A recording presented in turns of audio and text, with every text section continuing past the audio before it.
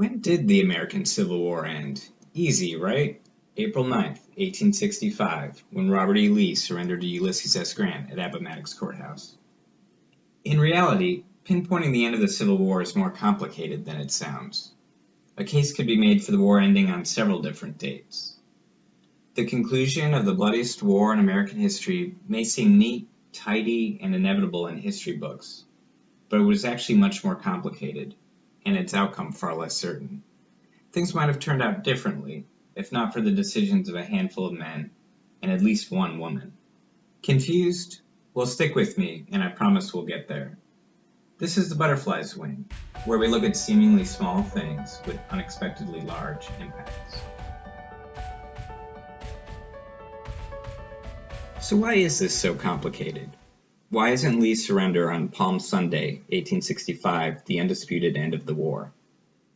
Lots of wars end with the signing of an agreement on a specific date, like the Treaty of Paris, or the Treaty of Paris, or the Treaty of Paris.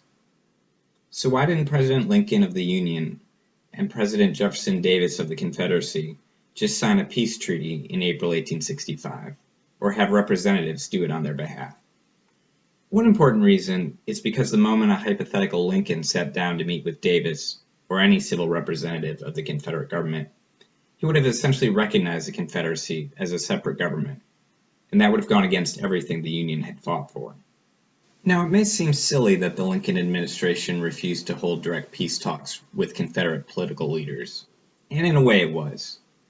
For the most part, the Union was practical and treated the Civil War like a war against a foreign nation. The Union didn't charge captured Confederate soldiers with murder, or hang Confederate sailors for piracy. It basically treated Confederate military personnel as if they were part of a foreign nation's military.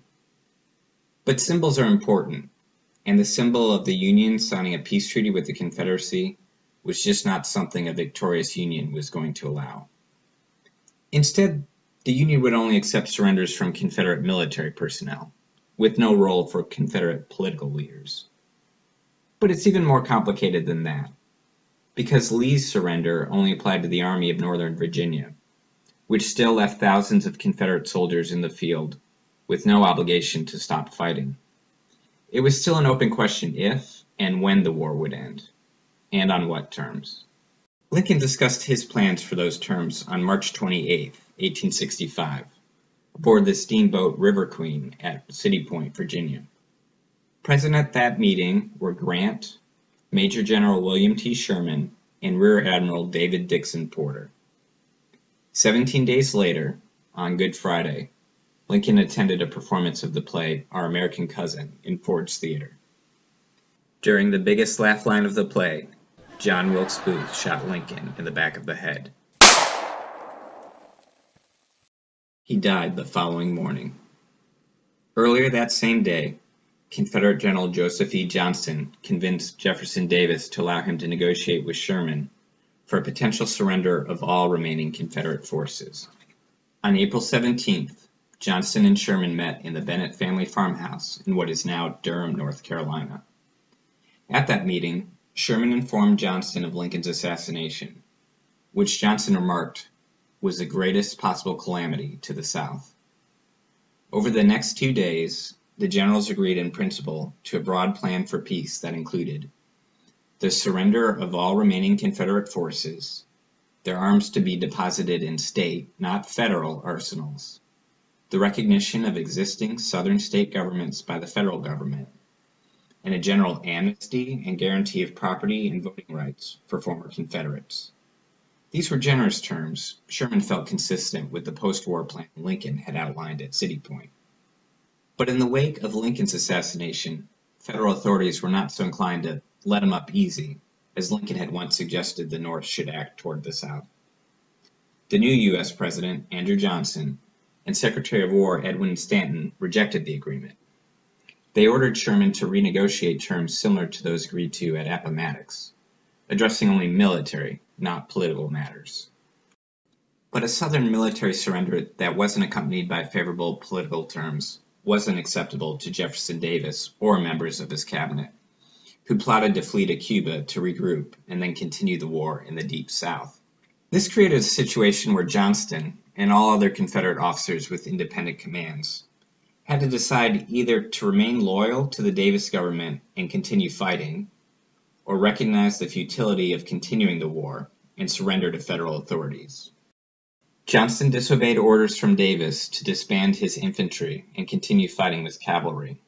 Instead, on April 26th, he returned to the Bennett family farm and agreed to a surrender to Sherman without political guarantees. Johnston surrendered only the forces over which he had personal control, 89,270 men stationed in the Carolinas, Georgia, and Florida. This was the largest surrender of the Civil War. Johnston's personal decision to disobey Davis is perhaps the most underrated decision of the entire war, preventing unknown bloodshed. But while Johnston's surrender essentially ended the war along the East Coast, it had no effect farther west, or on Davis and his cabinet, who are still on the run from federal authorities. In the next video, we'll turn to the west to discuss events after Johnston's surrender. We'll talk about Champaign and Sounds of Dixie in Citronelle, Alabama, a battle in Texas fought more than a month after Appomattox Court House, a largely unknown Confederate battalion composed of Native Americans. I'll also talk about the woman who had a profound impact on the end of the war and ask, did the American Civil War actually end in England? We'll also talk about Jefferson Davis possibly being captured in a dress. If you enjoyed this video, please like, subscribe, and comment below. Click the bell icon to get updates when future videos are posted, including part 2 of this post. Also, check out the additional information posted in the description. Thanks for watching.